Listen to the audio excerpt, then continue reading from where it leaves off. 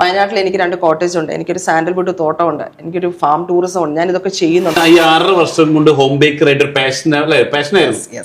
എന്നിട്ട് ഈ 6 വർഷം കൊണ്ട് ലൈഫിൽ എന്ത് നേടി?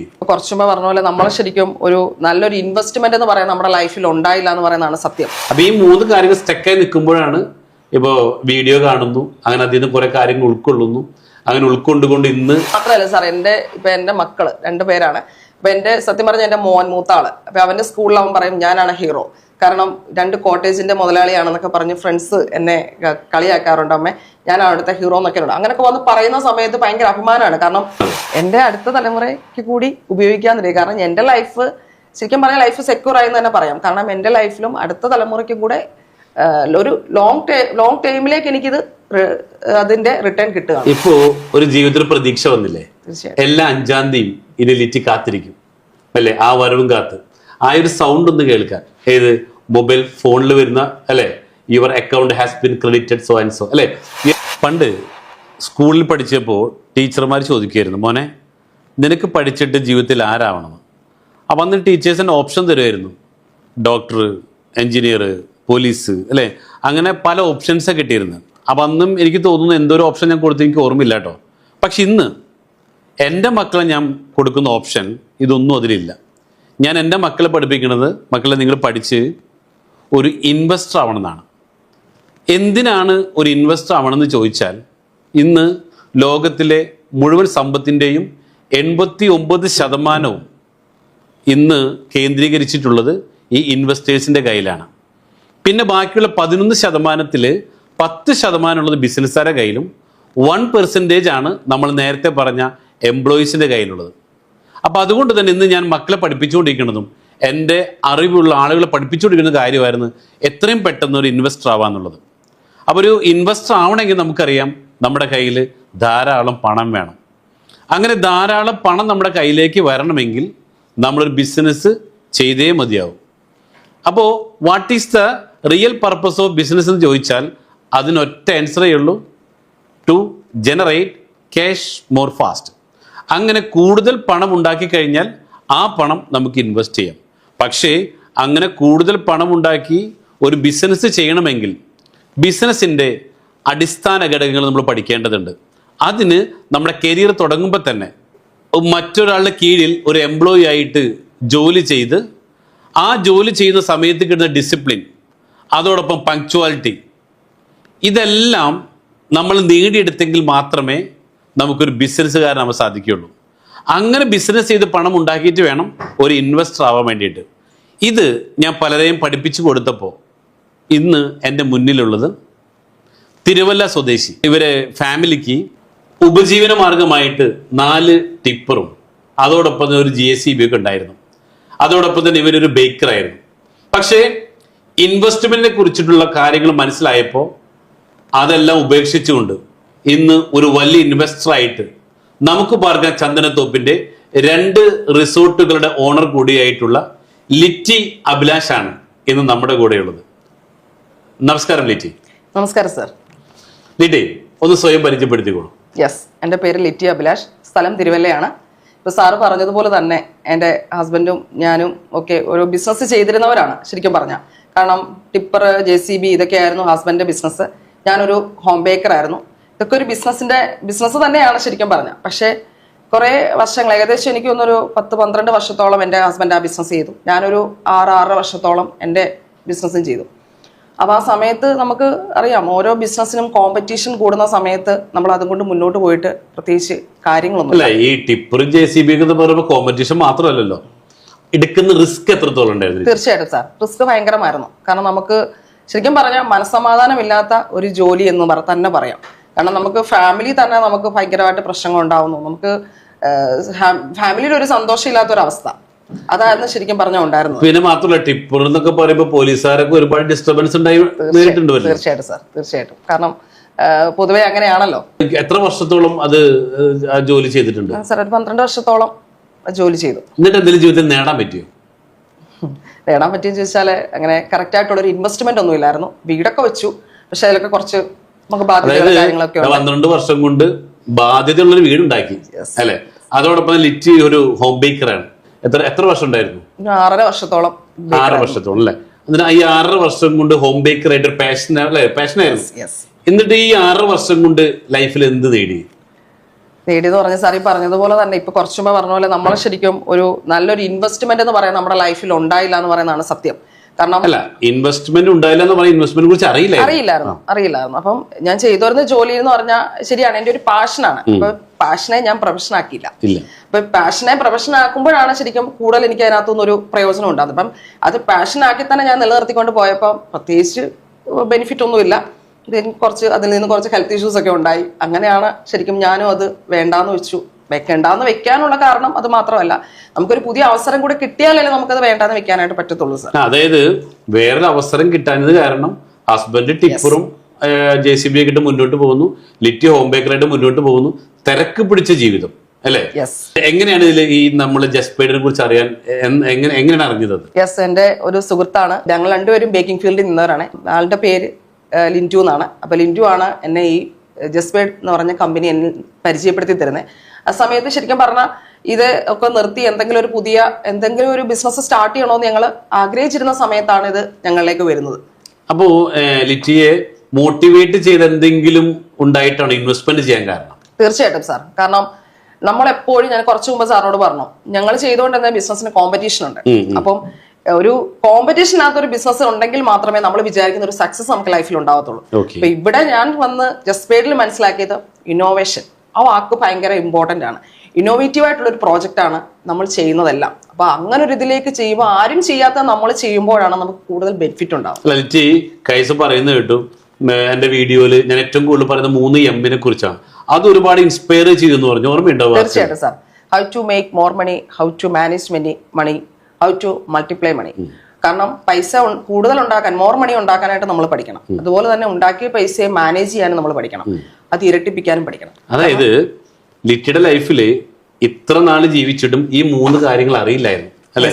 How to make more money, എങ്ങനെ കൂടുതൽ പണം ഉണ്ടാക്കാൻ അറിയില്ലായിരുന്നു, കുറച്ചുണ്ടാക്കാൻ അറിയാം. 2, ആ വന്ന പൈസയെ മാനേജ് ചെയ്യാൻ അറിയില്ല, കാരണം നിങ്ങളുടെ കയ്യിൽ ഒന്നും ഉണ്ടായിരുന്നില്ല അല്ലെ?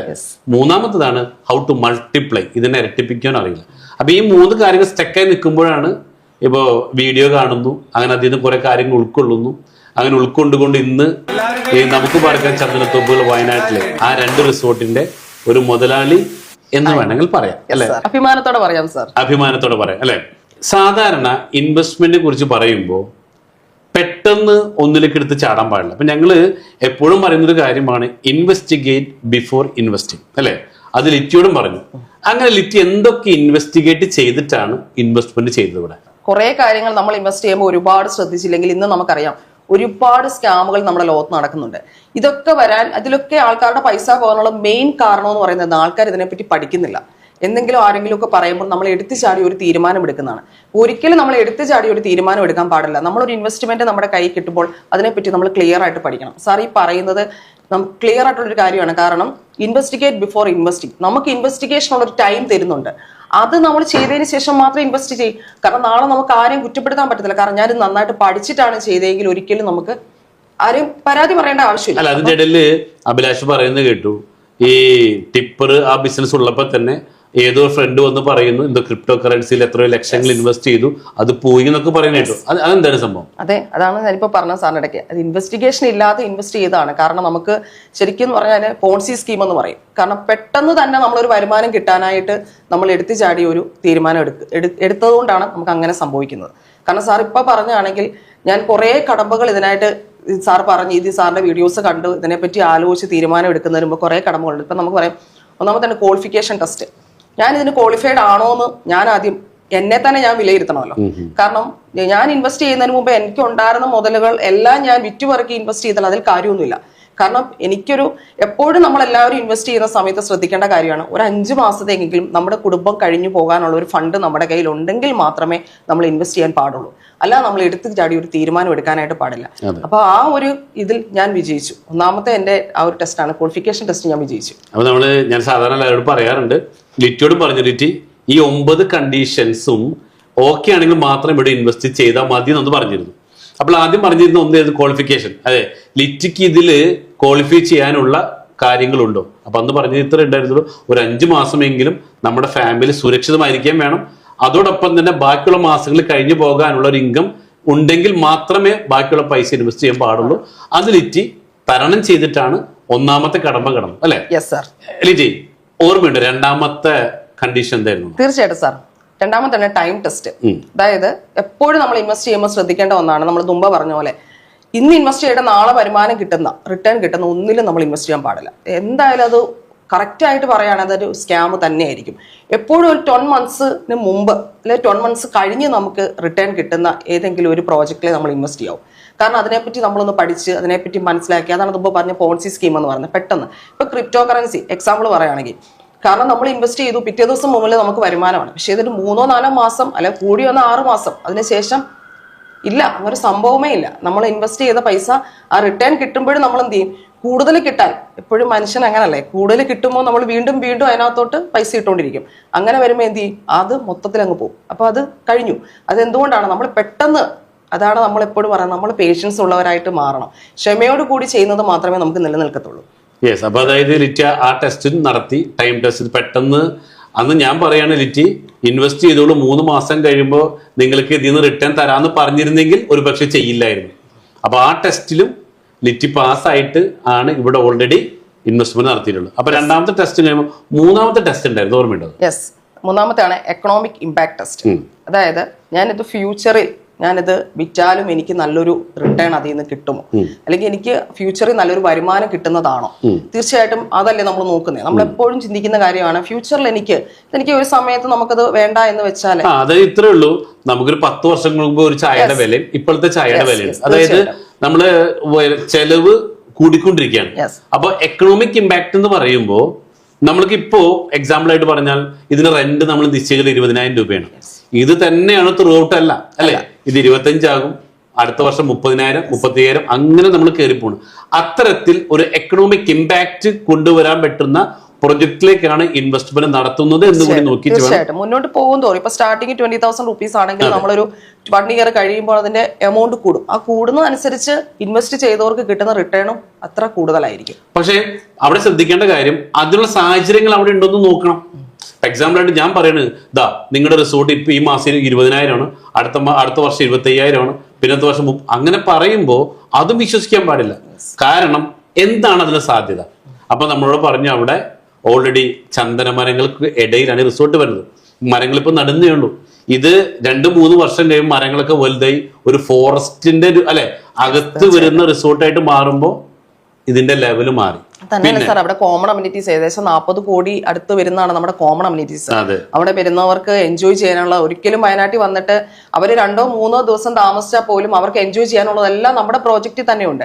നമ്മുടെ ഫാമിങ് അടുത്ത നമ്മുടെ പ്രോജക്റ്റ് ആണ്, നെക്സ്റ്റ് പ്രോജക്റ്റ് ഫാമിങ്ങിൽ തന്നെ ഏകദേശം എനിക്ക് തോന്നുന്നു 2 ദിവസം നടന്ന് കണ്ടാൽ തീരാത്ത അത്ര ഒരു വലിയൊരു ഫാം ടൂറിസം ആണ് നമ്മൾ അറേഞ്ച് ചെയ്യുന്നത്. അതിനകത്തും കുറെ കോട്ടേജസും സാൻഡൽവുഡും അതുപോലെ നമ്മുടെ നഴ്സറി, സാൻഡൽവുഡ് റിസർച്ച് സെന്റർ, ഇതെല്ലാം വരുമ്പോൾ തീർച്ചയായിട്ടും അവിടെ വരുന്നവർക്ക് എൻജോയ് ചെയ്യാനുള്ളതെല്ലാം ഒരുക്കിക്കൊണ്ടുള്ള ഒരു വലിയ പ്രോജക്റ്റ്. അത് മാത്രമല്ല ഹെൽത്തിന് ഭയങ്കര ഇമ്പോർട്ടൻസ് കൊടുത്തിട്ടുള്ള ഒരു പ്രോജക്റ്റ് കൂടിയാണ്. അപ്പൊ തീർച്ചയായിട്ടും തന്നെയല്ല ഏറ്റവും ഹൈലൈറ്റ്, ആദ്യമായിട്ടാണ് സാൻഡൽ ഓയിൽ കൊണ്ടുള്ള ഒരു അരോമ തെറാപ്പി ട്രീറ്റ്മെന്റ് ഒക്കെ വരുന്ന ഇന്ത്യയിലെ തന്നെ ആദ്യത്തെ ഒരു പ്രോജക്റ്റ് കൂടിയാണ്. കാരണം ഇന്ന് ദുബായിലും ഓസ്ട്രേലിയയിലും മാത്രം നമ്മൾ കണ്ടുവരുന്ന ഒരു ഇതാണ് സാൻഡൽ ഓയിൽ കൊണ്ടുള്ള അരോമ തെറാപ്പി ട്രീറ്റ്മെന്റ്, അതുപോലെ പൗഡർ ഫേഷ്യലിങ്. ഇതൊക്കെ എപ്പോഴും ഒരു ഇൻവെസ്റ്ററെ അട്രാക്ട് ചെയ്യുന്ന കാര്യങ്ങളല്ലേ സർ? അതെ അതെ. ഇപ്പൊ പല രാജ്യങ്ങളിലും ടൂറിസത്തിന് ഇമ്പോർട്ടൻസ് കൊടുത്തുകൊണ്ട് വളരെയധികം അല്ലെ പോപ്പുലർ ആയിക്കൊണ്ടിരിക്കുന്നുണ്ട്. പക്ഷെ നമ്മുടെ ഇന്ത്യ, നമ്മുടെ കേരളത്തില് ശരിക്കും പറഞ്ഞാല് അത്തരത്തിലുള്ള ടൂറിസ്റ്റ് കേന്ദ്രങ്ങൾ ഉണ്ടോ? തീർച്ചയായിട്ടും ഇല്ല. അവിടെയാണ് നമ്മൾ ഇനി വരാൻ പോകുന്ന വയനാട് ഇനി ലോകം മൊത്തം അറിയപ്പെടാൻ പോകുന്ന രീതിയിൽ ടൂറിസ്റ്റ് കേന്ദ്രമാക്കി മാറാൻ പോകുന്നു എന്നൊരു കാഴ്ചപ്പാട് ലിറ്റിക്കുള്ളതിന്റെ പേരിലല്ലേ ഈ ഒരു എക്കണോമിക് ഇമ്പാക്ട് ടെസ്റ്റ്? തീർച്ചയായിട്ടും സാർ. കാരണം അത് മാത്രമല്ല ഹൈലൈറ്റ്, സത്യം പറഞ്ഞാൽ നമ്മുടെ കോട്ടേജിനെ പറ്റി ഹൈലൈറ്റ് ചെയ്ത് പറയാനാണെങ്കിൽ ഒരുപാട് കാര്യങ്ങൾ. ഇപ്പം എല്ലാ കോട്ടേജിലും സ്വിമ്മിംഗ് പൂൾ എങ്ങും ഇല്ലാത്ത ഒരു പ്രത്യേകതയാണിത്. കാരണം നമ്മളെപ്പോഴും ഞങ്ങൾ ലേഡീസിനെയൊക്കെ സംബന്ധിച്ച് നമ്മൾ ട്രിപ്പ് പോകുന്ന സമയത്ത് നമ്മൾ അതൊക്കെയാണ് ഏറ്റവും കൂടുതൽ നോക്കുന്നത്. അല്ലാത്ത സമയത്ത് ഒരു കോമൺ സ്വിമ്മിംഗ് പൂളിൽ ചെന്ന് കഴിഞ്ഞാൽ എല്ലാവരും കൂടെ ഇറങ്ങി കിടക്കുന്ന ഒരു പൂളിലോട്ട് നമുക്ക് ഇറങ്ങാനായിട്ടുള്ളൊരു ബുദ്ധിമുട്ട് വരും. ഇതെന്ന് പറഞ്ഞാൽ നമ്മളെ സംബന്ധിച്ചിടത്തോളം നമ്മൾ എത്ര ദിവസം താമസിക്കുന്ന അത്രേ ദിവസം നമ്മുടെ പ്രൈവസി അത്. അതൊക്കെ സത്യം പറഞ്ഞ ഒരുപാട് കാര്യങ്ങൾ നമ്മുടെ അത് തന്നെയല്ല, ഏറ്റവും കൂടുതൽ പ്യുവർ ഓക്സിജൻ പ്രൊവൈഡ് ചെയ്യുന്ന സാൻഡൽവുഡ് ചന്ദനത്തോട്ടങ്ങളുടെ നടുകിലാണ് നമ്മുടെ താമസം. ഇതാണ് ഹെൽത്തിന് ഏറ്റവും കൂടുതൽ ഒരു പിന്നെ വിഷമില്ലാത്ത ഭക്ഷണം കഴിക്കാം, അതല്ല ഏറ്റവും വലുത് അല്ലെ.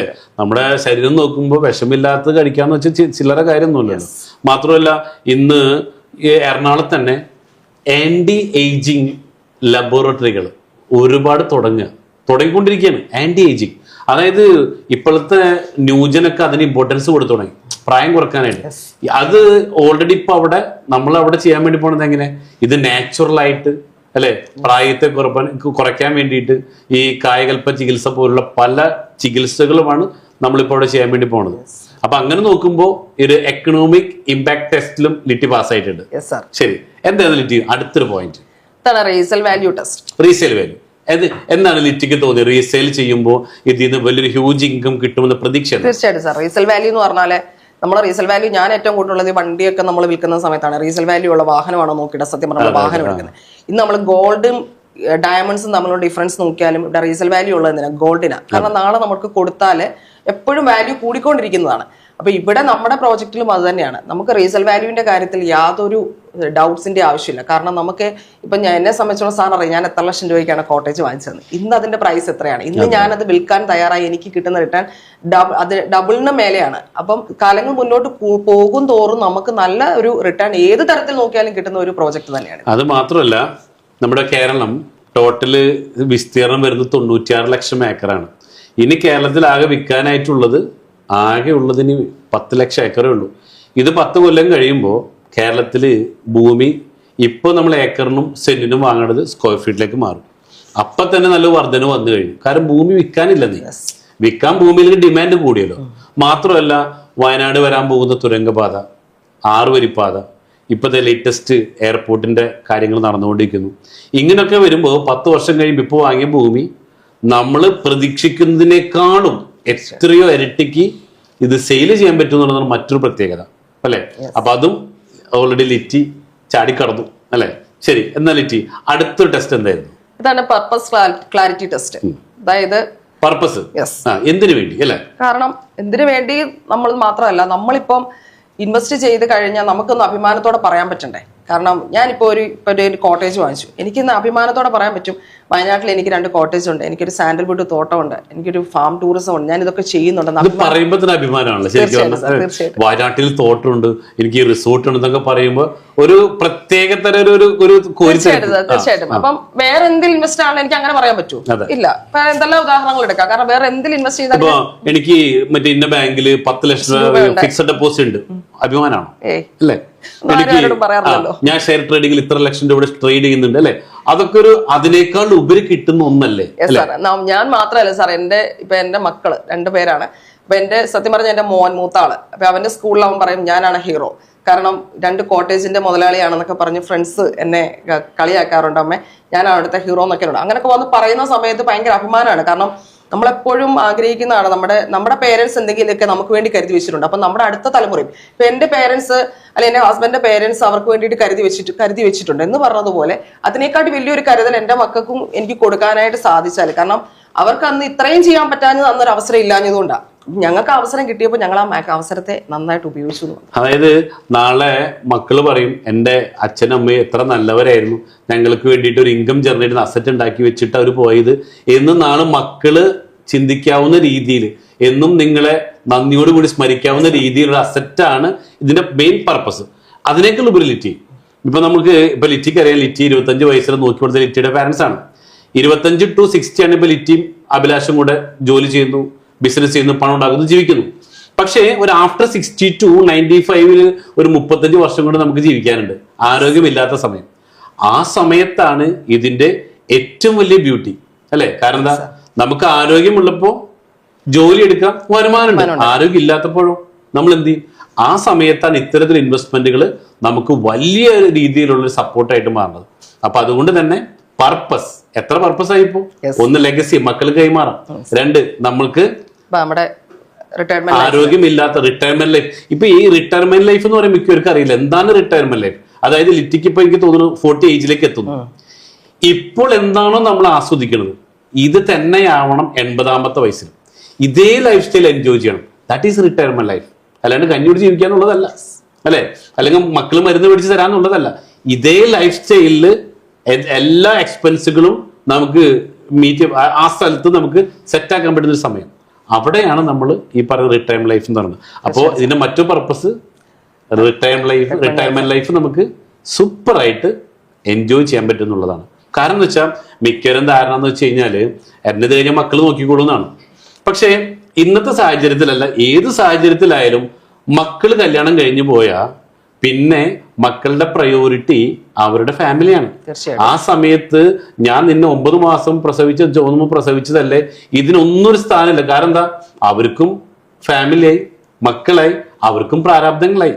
അപ്പൊ എന്ത് ചെയ്യണം, നമുക്കുള്ളത് നമ്മൾ ആദ്യം മാറ്റിയിട്ടേക്കണം. ഇപ്പൊ നിങ്ങൾ ചെയ്തത് ഏറ്റവും നല്ലൊരു ഡിസിഷനാണ്. നിങ്ങൾക്കുള്ളത് ആദ്യമേ മാറ്റി വെച്ചു. കാരണം എന്താ, നിങ്ങൾക്ക് ഹസ്ബൻഡിനും വൈഫിനും നാളെ മക്കൾക്കുള്ളതും കൂടെ എന്ത് ചെയ്ത് ഇൻവെസ്റ്റ്മെന്റ് നടത്തിയിട്ട് ഇന്നും നല്ലൊരു ലൈഫ് എൻജോയ് ചെയ്യാൻ പറ്റുന്നു. മരണം വരെ ഒരാളുടെ കൈ നീട്ടാണ്ടും നമുക്ക് ജീവിക്കാൻ പറ്റുന്നുണ്ട്. ഓക്കെ, തീർച്ചയായിട്ടും. യെസ്. അപ്പോ ഇതൊക്കെ ചാടിക്കിടക്കുമ്പോ ഇനിയുണ്ടല്ലോ ലിറ്റി, ഞാൻ മറന്നുപോയി, അതൊക്കെ ഓർമ്മയുണ്ടോ? അടുത്താണ് reduce owner dependency test. Reduce owner dependency. അതായത് അന്ന് ലിറ്റിനോട് ചോദിച്ചിട്ടുണ്ടായിരുന്നു, ഈ റിസോർട്ട് വാങ്ങിക്കഴിഞ്ഞാൽ ഇത് ഞാൻ പോയി ക്ലീൻ ചെയ്യണോ, ഇത് കൈമാറ്റം ചെയ്യാൻ അടുത്ത ആൾക്ക് കൊടുക്കുമ്പോൾ ഞാൻ തന്നെ വരണോ, അല്ലെങ്കിൽ എന്റെ ഹസ്ബൻഡ് വരണോ, ഞങ്ങൾ വയനാട്ടിൽ വന്ന് കിടക്കണോ, ഇങ്ങനെ കുറെ ചോദ്യങ്ങൾ ഉണ്ടായിരുന്നു എന്ന് തോന്നുന്നു ലിറ്റിപ്പ്. തീർച്ചയായിട്ടും. കാരണം നമ്മളിത് മറ്റുള്ളവരോട് പറയുമ്പോൾ തന്നെ ഇപ്പൊ നമ്മളുടെ കോട്ടേജ് വാങ്ങിച്ചിട്ടുണ്ടോ എന്നൊക്കെ പറയുന്ന സമയത്ത് അവർ ചോദിക്കും, ഈ വയനാട്ടിലോ ഇത്രയും ദൂരത്തോ നിങ്ങൾ എങ്ങനെ ഇത് പോയി നോക്കി നടത്തും, അപ്പം അവിടെ ആളെ നിർത്തിയിട്ടുണ്ട്, ഇങ്ങനെയുള്ള ചോദ്യങ്ങളൊക്കെ ഉണ്ട്. കാരണം നമുക്കറിയാം ഇന്നിപ്പം നമ്മളൊരാളെ ജോലിക്ക് നിർത്തണമെങ്കിൽ തന്നെ ഏകദേശം അക്കോമഡേഷനും ആളുടെ ഇപ്പം ഫുഡും അക്കോമഡേഷനും ഒക്കെ ആയിട്ട് നമുക്കൊരു 30,000-35,000 ഒരു മാസം കൊടുത്താൽ മാത്രമേ പറ്റത്തുള്ളൂ. അപ്പം നമുക്ക് ഒരിക്കലും പ്രാക്ടിക്കൽ അല്ല. അപ്പം നമുക്ക് എന്താണ്, ഇവിടെ നമ്മളെ സംബന്ധിച്ചിടത്തോളം ഇതിൻ്റെ ഒന്നും ആവശ്യമില്ല. നമ്മൾ കാണുന്ന നമുക്ക് ഇഷ്ടപ്പെടുന്ന പ്രോപ്പർട്ടി നമുക്ക് സ്വന്തമാക്കുകയും ചെയ്യാം. അത് നോക്കി നടത്തി കറക്റ്റ് ആയിട്ടുള്ള റെന്റ് നമ്മുടെ അക്കൗണ്ടിൽ തന്നു തുടങ്ങി. ഏകദേശം February 5th ആയപ്പോഴത്തേനും എൻ്റെ ഫസ്റ്റ് റെന്റ് എനിക്ക് കിട്ടി തുടങ്ങി. അപ്പം ഞാനൊന്നും ഇനി ഇത് എത്ര നാള് കിട്ടും? റെന്റ് സ്റ്റാർട്ട് ചെയ്തു February 5 എത്ര നാള്? എന്റെ അടുത്ത തലമുറയ്ക്ക് കൂടി ഉപയോഗിക്കാൻ തുടങ്ങി. കാരണം എന്റെ ലൈഫ് ശരിക്കും പറഞ്ഞാൽ ലൈഫ് സെക്യൂർ ആയെന്ന് തന്നെ പറയാം. കാരണം എന്റെ ലൈഫിലും അടുത്ത തലമുറയ്ക്കും കൂടെ ഒരു ലോങ് ടൈമിലേക്ക് എനിക്കിത് അതിന്റെ റിട്ടേൺ കിട്ടുകയാണ്. ഇപ്പോ ഒരു ജീവിതത്തിൽ പ്രതീക്ഷ വന്നില്ലേ? എല്ലാ 5-ാം തീയതി ഇനി ലിറ്റി കാത്തിരിക്കും അല്ലെ, ആ വരവും കാത്ത് ആ ഒരു സൗണ്ട് ഒന്ന് കേൾക്കാൻ. ഏത് മൊബൈൽ ഫോണിൽ വരുന്ന അല്ലെ, your account has been credited so and so അല്ലെ, ഈ ഒരു എമൗണ്ട് ഇങ്ങനെ അടുത്ത മാസം പ്രതീക്ഷയാണ് ഇനി കൂടുതൽ. അതോ ഒരു തരത്തിൽ നിന്ന് റിസ്ക് എടുക്കണ്ട, നിങ്ങൾ അതിനു വേണ്ടി അല്ലെ ഒരു റിസ്ക് എടുക്കാണ്ടാണ് ഈ പണം വരുന്നതും. മറ്റൊന്ന്, ഈ ഇൻവെസ്റ്റ് ചെയ്ത പണം സേഫാണ്. കാരണം ഡോക്യുമെന്റ് കൈ കിട്ടി.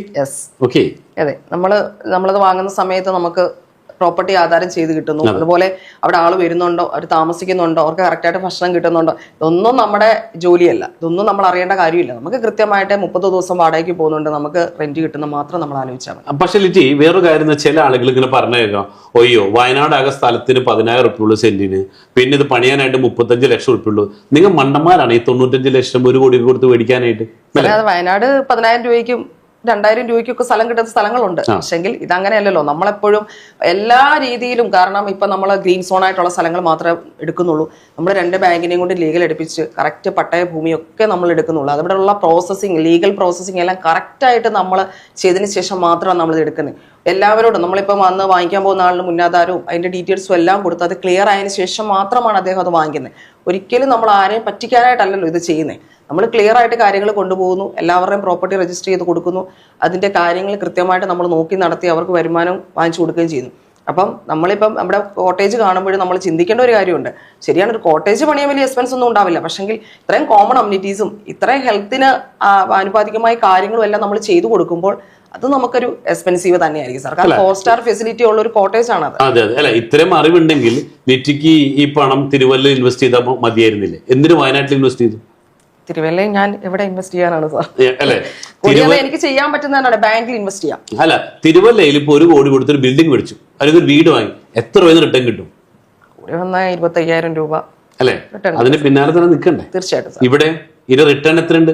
അപ്പൊ അവിടെയാണ് നമ്മൾ എന്തായി വയനാടിന്റെ ആ ടൂറിസം മേഖലയും കോമൺ അമ്യൂണിറ്റീസിന്റെ ഇതൊക്കെ വരുമ്പോഴാണ് ഇതിന്റെ ഈ റെന്റ് കിട്ടുന്നത് ഇവർക്ക് അറിയില്ലത് അല്ലെ. അത് ലിറ്റിക്ക് മനസ്സിലായപ്പോഴാണ് ഇത് ഏറ്റവും വലിയ ഇൻവെസ്റ്റ്മെന്റ് ആണ്. ഇന്നെന്ന് പറഞ്ഞ ഇന്നത്തെ ലൈഫിൽ എല്ലാവരും ഭയങ്കരമായിട്ട് സ്ട്രെസ് അനുഭവിക്കുന്നവരാണ്. അപ്പൊ അവരെ സംബന്ധിച്ചിടത്തോളം അവർ കുറച്ച് ദിവസമായിട്ട് താമസിക്കാൻ വരുന്ന സമയത്ത് അവർക്ക് ഭയങ്കര റിലാക്സ് ആയിട്ട് ഇരിക്കാൻ പറ്റുന്ന വളരെ കാമാൻ ക്വയറ്റായിട്ടുള്ള സ്ഥലങ്ങൾ അവർ നോക്കുന്നത്. അപ്പോൾ തീർച്ചയായിട്ടും നമ്മുടെ ആ സ്ഥലത്തിന് അവർ പറയുന്നത്. കാരണം ഇന്ന് നമ്മൾ കഴിഞ്ഞ ദിവസവും ഞാനൊരു വയസ്സാണ്, മനുഷ്യന് ഉറക്കം എന്ന് പറയുന്നത് മനുഷ്യന്റെ ലൈഫിൽ നഷ്ടപ്പെട്ടു പോകുന്നത്.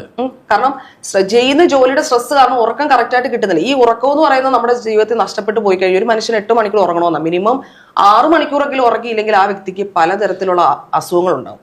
അപ്പൊ ഇതിൽ നിന്നൊക്കെ ഒന്ന് റിലാക്സ് ആവാനായിട്ട് വന്ന് താമസിക്കാൻ പറ്റുന്ന ഏറ്റവും നല്ലൊരു പ്ലേസ് തന്നെയാണ്. കാരണം വളരെ ശാന്തമായ ഒരു അന്തരീക്ഷം, മഡ് പാക്കിങ്ങുകളുള്ള കോട്ടേജിൽ താമസിക്കുമ്പോൾ നമുക്ക് ഹെൽത്തിന് ഭയങ്കര നല്ല ഹെൽത്തി ആയിട്ടുള്ള ഫുഡ്, അതുപോലെ നീന്തി കുളിക്കാനായിട്ട് പണ്ട് കണ്ടേ ഞാൻ കേട്ടിട്ടുള്ളതാണ്. കാരണം എൻ്റെ വീടിൻ്റെ അടുത്തൊക്കെ ആറുണ്ട്, ഞങ്ങളൊക്കെ ചെറുപ്പത്തിൽ ഒരുപാട് നീന്തി കുളിച്ചവരാ. പക്ഷെ ഇന്ന് നമുക്ക് നീന്തി കുളിക്കാൻ പറ്റത്തില്ല. എന്തുകൊണ്ടാണെന്ന് ചോദിച്ചാൽ ഒരുപാട് വെള്ളം ഭയങ്കര മോശമായ വെള്ളമാണ് നമുക്കിപ്പോൾ, അത് പലതരത്തിലുള്ള അസുഖങ്ങൾ ഉണ്ടാക്കും. രണ്ടാമത് സോഷ്യൽ മീഡിയ വളരെയധികം വളർന്നതിന്റെ ബേസിൽ നമുക്ക് എല്ലാവരുടെ കയ്യിലും ഫോൺ ഉണ്ട്, നല്ല സൂം അല്ലെ, നല്ലോണം സൂം ചെയ്തിട്ട് ക്യാമറ ആണ്. അപ്പോ പണ്ട് കുളിക്കുമ്പോൾ ആരെങ്കിലും 1-2 പേര് കാണുള്ളൂ, ഇപ്പോഴാണെങ്കിലോ നാട്ടുകാർ. അപ്പൊ ഇങ്ങനെയുള്ള ചില പ്രോബ്ലംസ് ഉള്ളതുകൊണ്ട് ഇതിനൊന്നും ആരും പോകാറില്ല. അപ്പൊ നമ്മുടെ ഇവിടെ നമ്മുടെ പ്രൈവസിയാണ്, നമ്മുടെ കോട്ടേഴ്സ്, നമ്മുടെ റൂം, അതിനകത്ത് ബാത്റൂം, സ്വിമ്മിംഗ് പൂൾ വരും. നമുക്ക് എല്ലാ ദിവസവും വന്ന് താമസിക്കുന്നവർക്കൊന്ന് നല്ലൊരു എക്സസൈസ് ആണ് നീന്തൽ എന്ന് പറയുന്നത്. ഇതൊക്കെ നമുക്ക് അവിടെ പ്രത്യേകത. അപ്പം ഒന്ന് ശാന്തത, ഒരു മനസമാധാനമായിട്ട് ഒരു കുറച്ച് ദിവസം താമസിക്കാൻ പറ്റിയ കറക്റ്റ് ആയിട്ടൊരു പ്ലേസ് ആണ് സാർ. ഓക്കെ, നമ്മള് റെഡ്യൂസ് ഓണർ ഡിപെൻഡൻസി മാറി എവിടേക്കോ നമ്മൾ എത്തിയില്ലേ? ഓക്കെ, എന്താ അടുത്തൊരു പോയിന്റിലേക്ക് എന്താണ് sir cash impact test? Cash impact എന്തായിരുന്നു? കാരണം നമ്മൾക്ക് ഇതിൽ നിന്ന് വരുമാനം കിട്ടുമ്പോൾ നമ്മുടെ ജീവിത നിലവാരം മാറി. അതായത് പ്രസന്റ് ലൈഫിൽ ഈ ക്യാഷ് നമ്മുടെ കയ്യിൽ കിട്ടി തുടങ്ങുമ്പോ നമ്മുടെ ലൈഫിൽ വരുന്ന ഇമ്പാക്ട് അല്ലെ എന്തൊക്കെ അത് ഏത് തരത്തിലേക്ക് അത് ഫീൽ ചെയ്തുള്ള? കാരണം തീർച്ചയായിട്ടും സാർ, കാരണം ഒരു ആളിന്റെ ലൈഫ് സ്റ്റൈൽ മാറുക എന്ന് പറയുന്ന ആളിന്റെ അത്യാവശ്യത്തിന് എന്ന് വെച്ചാൽ നമ്മളിപ്പോ ഒരു മനുഷ്യന്റെ ലൈഫിൽ 4 സ്റ്റേജസ് ഉണ്ടെന്ന് സാർ നേരത്തെ പഠിപ്പിച്ചിട്ടുണ്ട്. That struggling, stable, success, significance. ഈ സ്ട്രഗ്ലിംഗ് പീരീഡിലാണ് ഭൂരിപക്ഷം ആൾക്കാരെ നമ്മൾ കാണുന്നത് അല്ലെ. ഇവരെ സംബന്ധിച്ചിടത്തോളം എപ്പോഴും അവർക്ക് പ്രശ്നങ്ങളായിരിക്കും. അപ്പൊ അത് കഴിഞ്ഞൊരു സ്റ്റേബിൾ ആകാന്ന് പറഞ്ഞാൽ ശരിയാണോ? സ്റ്റേബിൾ ആകുമെന്ന് പറഞ്ഞാൽ നമ്മളൊന്നും കടങ്ങളൊക്കെ ഒന്നും ഇല്ലാത്തൊരവസ്ഥ, എന്നാലും അവർക്ക് കൂടുതലായിട്ട് കാര്യങ്ങളൊന്നും ചെയ്യാനായിട്ട് പറ്റത്തില്ല. അത് സക്സസ് ആകുമെന്ന് പറഞ്ഞാൽ ശരിക്കും അത് ലൈഫിൽ സക്സസ് ആയി. കാരണം അവർക്ക് ആഗ്രഹിക്കുന്ന എന്തും വാങ്ങിക്കാൻ പറ്റുന്ന ഒരു സിറ്റുവേഷനിലേക്ക് അവരെത്തും. അവർക്ക് എന്ത് ചെയ്യാം. അടുത്ത സിഗ്നിഫിക്കൻസ്, ആ ഒരു ലെവലിലേക്ക് ശരിക്കും ആ സിഗ്നിഫിക്കൻസ് എന്ന് പറഞ്ഞ ലെവലിലേക്ക് എത്താനായിട്ടാണ് നമ്മൾ ശരിക്കും ശ്രമിക്കേണ്ടത്. ശരിക്കും സിഗ്നിഫിക്കൻസിലേക്ക് എത്താനായിട്ട് നമ്മൾ ശ്രമിച്ചാൽ ചിലപ്പോൾ നമ്മൾ സക്സസിലേക്ക് എത്തത്തുള്ളൂ. അപ്പൊ സിഗ്നിഫിക്കൻസ് പറഞ്ഞാൽ ഒരുപാട് നമ്മളെ സംബന്ധിച്ചുള്ള ഒരുപാട് ചാരിറ്റി ചെയ്യാൻ ഒരുപാട് പലരും ആഗ്രഹിക്കുന്നു. ഇപ്പൊ നമുക്ക് എക്സാമ്പിൾസ് പറയാനാണെങ്കിൽ യൂസഫ് അലി സാറ് അല്ലെങ്കിൽ ഒരുപാട് പേരുണ്ട് അല്ലെ. അപ്പൊ ഇവരൊക്കെ ഒരുപാട് ചാരിറ്റി ചെയ്യുന്ന നമ്മൾ സോഷ്യൽ മീഡിയയിലൂടെ കാണുന്നുണ്ട്. അപ്പൊ ഇതൊക്കെ ചെയ്യുന്ന സമയത്ത് നമ്മളും ആഗ്രഹിക്കുന്നില്ലേ, അവരൊക്കെ ചെയ്യുന്നുണ്ടോ? അവരിലൊക്കെ പൈസ ദൈവം എല്ലാവരും ഒരുപോലെ ഭൂമിയിലേക്ക് ജനിപ്പിച്ചു, ഒരുപോലെ കഴിവുകൾ തന്നു. പക്ഷെ അവരവരുടെ കഴിവിനെ മാക്സിമം ഉപയോഗിച്ചു, അവർക്ക് കിട്ടിയ അവസരത്തെ അവർ മാക്സിമം ഉപയോഗിച്ചുകൊണ്ട് അവർക്ക് ഒരുപാട് ചാരിറ്റി ചെയ്യാൻ സാധിക്കുന്നുണ്ട്. അപ്പം ഇങ്ങനെയുള്ള നമുക്ക് എന്തുകൊണ്ട് പറ്റുന്നതെന്ന് വെച്ചാൽ നമ്മുടെ കയ്യിൽ പൈസ ഇല്ല. അപ്പൊ ഇപ്പൊ ഇവിടെ ഇൻവെസ്റ്റ് ചെയ്യുമ്പോൾ നമുക്ക് നല്ലൊരു ആ ഒരു ക്യാഷ് ഇമ്പാക്ട് എന്ന് പറഞ്ഞാൽ എനിക്ക് നാളെ നല്ലൊരു റിട്ടേൺ കിട്ടുന്ന സമയത്ത് എനിക്കും ആ ലെവലിലേക്ക് മാറാനായിട്ട് സാധിക്കും. അതായത് ഇപ്പോ നമ്മൾ സാധാരണ പറയാറുണ്ട്, നമുക്ക് സമ്പന്നനാവണമെങ്കിൽ പ്രതിമാസം എല്ലാ എക്സ്പെൻസും കഴിച്ചൊരു 10 ലക്ഷം രൂപ നമ്മൾ ഇൻവെസ്റ്റ് ചെയ്തിട്ട് അതിലൂടെ വേണം സമ്പന്നമാണ് അല്ലെ. എങ്ങനെയാണ് ഇവിടെയുള്ള എല്ലാ കോടീശ്വരന്മാരും ആ രീതിയിലേക്ക് എത്തിച്ചേർന്നിട്ടുള്ളത്. പക്ഷെ നമുക്ക് അവിടേക്ക് എത്തിച്ചേരാനുള്ള സാധ്യത ഇപ്പൊ നമ്മൾ ചെയ്തിരുന്ന ജോലിയിൽ ബിസിനസ് ഒന്നും ഇല്ല. പക്ഷെ രണ്ടാമതാണ്, നമുക്ക് അറ്റ്ലീസ്റ്റ് നല്ല രീതിയിലൊന്ന് ജീവിക്കണമെങ്കിൽ പ്രതിമാസം ഒരു 3,33,333 രൂപയെങ്കിലും ഉണ്ടാക്കേണ്ടതുണ്ട്. പക്ഷെ ഇപ്പോഴാണ് ലിറ്റിക്ക് മനസ്സിലായത് അല്ലെ, അതിലേക്ക് അല്ല ഈ വർഷത്തിന് അതിലേക്ക് എത്തി എന്നുള്ളതാണ് ലിറ്റി. അപ്പൊ എന്താ, ഇനി ഈ ക്യാഷ് വരുമ്പോ ലൈഫിൽ ഉണ്ടാകുന്ന ഒരു ഇമ്പാക്ട് ഉണ്ട് അല്ലെ. നമുക്ക് ഇഷ്ടം പോലെ ലൈഫിലെ സ്വപ്നങ്ങളെല്ലാം ഫുൾഫിൽ ചെയ്ത് ജീവിച്ചു പോവാം. രണ്ടാമതായിട്ട് ഇതില്ലാത്ത ഒരുപാട് പേരുണ്ട്, അവരെ സഹായിക്കാനായിട്ട് ഒരു എമൗണ്ട് മാറ്റി വെക്കുകയും ചെയ്യും. പാവങ്ങളെ സഹായിക്കാനുള്ള ഒരു അവസരം കൂടിയിട്ട് നമുക്ക് ഇതിൽ നിന്ന് കിട്ടുന്നത് അല്ലെ. ഓക്കെ, അപ്പൊ അത്തരത്തിലുള്ള ഗേറ്റുകളാണ് ഇപ്പോൾ നമ്മൾ ചാടിക്കടന്നുകൊണ്ടിരിക്കുന്നത്. എന്തായിരുന്നു അടുത്തൊരു പോയിന്റ്? അടുത്താണ് പേ ബാക്ക് പീരീഡ് ടെസ്റ്റ്. അതായത് ഇതൊരു ലെഗസി ആയിട്ട് പോയിക്കൊണ്ടിരിക്കുന്നതാണോ? പേ ബാക്ക് പീരീഡ് അല്ല, അതായത് നമ്മൾ പറയുന്നു ഇത് എത്ര നാള് കിട്ടും എന്നുള്ളതാണ് പേ ബാക്ക് പീരീഡ്. ഇത് എത്ര 80 മാസമാണോ അല്ലെങ്കിൽ 10 കൊല്ലാണോ അല്ലെ? ചില ബാങ്കിൽ പറയും നിങ്ങൾ പൈസ ഇട്ട് കഴിഞ്ഞാൽ ഇത്ര വർഷം ഡയറക്റ്റ് അങ്ങോട്ട് തരാം, കഴിഞ്ഞു അല്ലെ. പക്ഷെ ഇവിടെ എന്താ, ഇതിന്റെ പേ ബാക്ക് പീരീഡ് എന്ന് പറയുന്നത് ലൈഫ് ലോങ് ആണ് അല്ലെ. ഇതിന് ലിമിറ്റേഷൻ ഇല്ല. കാരണം ഭൂമി ഉള്ളിടത്തോളം കാലം ഇത് നിങ്ങളുടെ പേരിലുള്ളതാ. അത് ആ റിസോർട്ട് ഉള്ളിടത്തോളം കാലം അതിന്റെ വരുമാനം നിങ്ങൾക്ക് ഉള്ളതാ. ഓക്കെ, ഇത് ഇങ്ങനെ ഒരു സൈക്കിൾ പോലെ കണ്ടിന്യൂ ചെയ്തുകൊണ്ടിരിക്കും. അപ്പൊ അതുകൊണ്ട് തന്നെ ആ പേ ബാക്ക് പീരീഡ് ടെസ്റ്റിലും ലിറ്റി മറികടന്നു അല്ലെ? യെസ്, കാരണം ഇന്നിപ്പം അതിനകത്തുനിന്ന് ഇപ്പൊ എനിക്ക് കിട്ടുന്ന വരുമാനം ചിലപ്പോൾ അതിന്റെ റെന്റ് ആയിരിക്കും. കുറച്ചൊരു 12 to 15 ഇയേഴ്സിനുള്ളിൽ എനിക്ക് കിട്ടിയില്ലെങ്കിൽ പോലും ചിലപ്പോൾ പറയാൻ പറ്റില്ലല്ലോ സാർ, മനുഷ്യന്റെ കാര്യങ്ങളല്ലേ. അപ്പം അതിലെ ചുറ്റിന് 16 സാൻഡൽവുഡ് ഉണ്ട്. ഇത് എന്റെ മക്കൾക്ക് ഉപയോഗിക്കാം. അതാണ് ഒരു ലെഗസി ആയിട്ട്. അതിനുശേഷം വീണ്ടും അവർക്ക് വേണമെങ്കിൽ അത് വീണ്ടും അവിടെ സാൻഡൽവുഡ് വീണ്ടും നമ്മൾ പ്ലാന്റേഷൻ ചെയ്ത് കൊടുക്കുന്നുണ്ട്. അല്ലെങ്കിൽ ഇത് കോട്ടേജിന്റെ റെന്റ് ആണെങ്കിലും അവർക്ക് അത് വേണ്ട വിധത്തിൽ അവർക്ക് ഉപയോഗിച്ചുകൊണ്ട് അവർക്ക് മക്കളെ സംബന്ധിച്ചിടത്തോളം അവരുടെ ഭാവിയിൽ അവർക്കൊന്ന് പോയി താമസിക്കണമെന്ന് ആഗ്രഹിച്ചാൽ വേറെ അങ്ങും പോകണ്ട, ഒരു റിസോർട്ട് തേടി പോകണ്ട, സ്വന്തം റിസോർട്ടിൽ പോയി അഭിമാനത്തോടെ താമസിക്കാനുള്ള ഒരു അവസരം കൂടിയാണ് സാർ അവിടെ നിന്ന് കിട്ടുന്നത്. പിന്നെ കല്യാണ സമയത്ത് തോന്നുന്നു മോൾക്ക് ഒരു ഗിഫ്റ്റ് ആയിട്ട് റിസോർട്ട് ഒരെണ്ണം കൂടെ കൊടുത്തേക്കാം. അപ്പോൾ എന്താ ഗുണം? സ്വർണം കൊടുക്കണേക്കാളും അല്ലെ ഗിഫ്റ്റ് പലരും പല രീതിയിൽ കൊടുക്കാറുണ്ട്. പക്ഷെ ഇതൊരെണ്ണം കൊടുത്താലോ അവർക്ക് നാളെ ലൈഫില് മോൾക്ക് അല്ലെ അഭിമാനത്തോടു കൂടി ഹസ്ബൻഡിന്റെ വീട്ടിൽ ജീവിക്കാനുള്ള ഒരു വലിയൊരു വഴി നമ്മൾ തുറന്നു കൊടുക്കണം അല്ലെ? യെസ്. അപ്പോ നമ്മള് കഴിഞ്ഞ പോയിന്റ് ഒരെണ്ണം കൂടിയുണ്ട്. എന്തായിരുന്നു? Emotional check test. ഇമോഷണൽ അതെന്തായാലും കാരണം വെച്ചാല് നമ്മള് പറയാറുണ്ട് നമ്മൾ ഇമോഷണലി ഒരു കാര്യത്തെയും കാണാനോ അല്ലെങ്കിൽ തീരുമാനം എടുക്കാനോ പാടില്ല. കാരണം നമ്മൾ ക്ഷമയോടുകൂടി പേഷ്യൻസോട് കൂടി ഇരുന്നാൽ മാത്രമേ നമുക്കിപ്പോൾ ഇതിനകത്തുനിന്ന് നമുക്കൊരു വരുമാനം നമ്മൾ പ്രതീക്ഷിച്ചിരിക്കുന്നു. അതിന് നമുക്കൊരു ഞാൻ പറഞ്ഞല്ലോ ഒരു 12 months സമയം നമുക്കിതിനു വേണ്ടി വേണം. അങ്ങനെ നമ്മൾ വെയിറ്റ് ചെയ്തിരിക്കുമ്പോഴാണ് നമുക്ക് കൂടുതൽ റിട്ടേൺ കിട്ടുന്നത്. എപ്പോഴും നമ്മൾ പറയാറുണ്ട് നമ്മൾ ക്ഷമയോടുകൂടി എന്ത് കാര്യം ചെയ്യുന്നു അത് സക്സസിൽ നമുക്ക് എത്തും. എന്ത് കാര്യമാണല്ലോ ഇപ്പൊ ലേഡീസിനെ സംബന്ധിച്ചിടത്തോളം സാറിനോടൊരു എക്സാമ്പിൾ പറയാനാണെങ്കിൽ ഇപ്പം അടുക്കളയിൽ ഒരു കൂട്ടാൻ വെക്കാൻ ഒരു കറി വെക്കാനായിട്ട് നമ്മൾ കയറിയാൽ പോലും വളരെ സാവകാശം വളരെ ക്ഷമയോട് ചെയ്യുമ്പോൾ അത് ഭയങ്കര ടേസ്റ്റ് ആയിരിക്കും. അല്ല നമ്മളിപ്പോ അങ്ങോട്ട് ചെന്ന് പെട്ടെന്ന് ധൃതി വെച്ച് എന്തെങ്കിലും ഒരു കാര്യം ചെയ്യുമ്പോൾ അത് എന്തെങ്കിലുമൊക്കെ കുളമായി പോകും അല്ലെ എന്ന് പറഞ്ഞതുപോലെ എന്ത് കാര്യം നമ്മൾ ബിസിനസ് ആണെങ്കിൽ ഇപ്പൊ ഞാനൊരു ബേക്കറായിരുന്നു, ഞാൻ ആ കേക്ക് ബേക്ക് ചെയ്യുന്നതും അതിന്റെ ആ ബാക്കി പ്രോസസ്സിങ്ങിന് എനിക്കൊരു ടൈമുണ്ട്. അത് കറക്റ്റായിട്ട് അത് ബേക്ക് ചെയ്ത് കഴിഞ്ഞാൽ അത് തണുക്കാൻ ഒരു ടൈമുണ്ട്, അതിന്റെ ഫസ്റ്റ് ഒരു കോട്ടിങ്ങിന്റെ ഒരു ടൈമുണ്ട്, അതിനുശേഷം അത് ഫിനിഷ് ചെയ്യുന്ന ഒരു ടൈമുണ്ട്. ഇതിനൊക്കെ ഓരോ ടൈം കൊടുത്തിട്ടുണ്ട്. അപ്പൊ അവിടെ ഞാൻ ഒരു ക്ഷമയോടുകൂടി ചെയ്തില്ലെങ്കിൽ അവിടെ അത് സക്സസ് ആവത്തില്ല. എന്ന് പറഞ്ഞ പോലെ ഇവിടെ നമ്മൾ ഇൻവെസ്റ്റ്മെന്റിലും നമുക്ക് എന്താണ് വേണ്ടത്? നമുക്ക് ക്ഷമയാണ് വേണ്ടത്. നമ്മൾ ക്ഷമയോടുകൂടി കാത്തിരിക്കും തോറും നമുക്ക് വരാൻ പോകുന്ന സക്സസ് എന്ന് പറയുന്നത് ചിലപ്പോൾ നമ്മൾ വിചാരിക്കുന്നതിനും വലുതായിരിക്കും. അപ്പം എപ്പോഴും നമ്മൾ ലൈഫിൽ ക്ഷമയുള്ളവർ, കാരണം അതാണ് നമുക്ക് ലൈഫിൽ എപ്പോഴും സക്സസ് കൊണ്ടുതരുന്നത്. യെസ്. അപ്പോൾ നമ്മൾ ഡിസ്കസ് ചെയ്തിട്ടുള്ള പോയിന്റുകൾ അല്ലേ, അതായത് ഇൻവെസ്റ്റ്മെന്റ് ആളുകൾ കേൾക്കാം 1 വെച്ചാൽ 10 കിട്ടുമെന്ന് പറയുമ്പോൾ ആ 10നെ കണ്ട് ഇൻവെസ്റ്റ് ചെയ്യുന്നതാണ് ഇവിടുത്തെ ഭൂരിഭാഗം മലയാളികളും. പക്ഷേ എപ്പോൾ ശ്രദ്ധിക്കേണ്ട കാര്യം 1 വെച്ചാൽ 10 കിട്ടുമെന്ന് പറയുമ്പോൾ 10ലേക്കല്ല നമ്മൾ നോക്കേണ്ടത്. നമ്മൾ ഇൻവെസ്റ്റ് ചെയ്ത 1 സേഫ് ആണോ? അങ്ങനെ ഇൻവെസ്റ്റ് ചെയ്ത 1 സേഫ് ആക്കിക്കൊണ്ട് ഒരു ജീവിതത്തിലെ വലിയ വലിയ സ്വപ്നങ്ങൾ സാക്ഷാത്കരിച്ചു കൊണ്ടിരിക്കുന്ന ഒരു ധീര വനിത എന്ന് തന്നെ പറയാം. കാരണം ആ 9 കടമ്പകൾ ചവിട്ടി കടന്നുകൊണ്ടാണ് അവർ ഈ പ്രൊജക്റ്റിലേക്ക് ഇൻവെസ്റ്റ് ചെയ്തതും അതോടൊപ്പം തന്നെ ഒരു ഇൻവെസ്റ്റർക്ക് ഉണ്ടായിരിക്കേണ്ട എല്ലാ പോയിന്റുകളും കവർ ചെയ്തപ്പോൾ അവസാനം പറഞ്ഞ പോയിന്റ് ഒരിക്കലും ഇമോഷണൽ ആവരുത്. അതായത് ഇൻവെസ്റ്റ്മെന്റ് എന്ന് പറയുമ്പോൾ അത് ഒരു ഇൻട്രസ്റ്റ് ആണ്, താല്പര്യമാണ്. ആ താല്പര്യത്തോടു കൂടി ക്ഷമയോടുകൂടി ബി പേഷ്യന്റ് അല്ലെ, ക്ഷമയോടുകൂടി നമ്മൾ കാത്തിരുന്നാൽ നമ്മളെ കാത്തിരിക്കുന്നത് 95 വയസ്സ് വരെയുള്ള ഒരു സന്തോഷപൂർണമായിട്ടുള്ള ഒരു വലിയ ജീവിതമാണ്. ആ ജീവിതം അത് കെട്ടിപ്പടുത്ത് എല്ലാ കണ്ടീഷൻസും മറികടന്നുകൊണ്ട് സക്സസ് ആയിട്ടുള്ള ലിറ്റി അഭിലാഷ് ഇനിയും ജീവിതത്തിൽ ഈ ഇൻവെസ്റ്റ്മെന്റിൽ നിന്ന് കിട്ടുന്ന റിട്ടേൺ വീണ്ടും റീഇൻവെസ്റ്റ് ചെയ്ത് നിങ്ങളുടെ ജീവിതം ഒരു സമ്പന്നതയിലേക്ക് പ്രതിമാസം 10 ലക്ഷം രൂപ എയിം ചെയ്യാൻ പറ്റുന്ന രീതിയിലേക്കായി മാറട്ടെ എന്ന് ആശംസിക്കുകയാണ്. അതോടൊപ്പം പ്രാർത്ഥിക്കുകയാണ്. Thank you Litty. Thank you sir.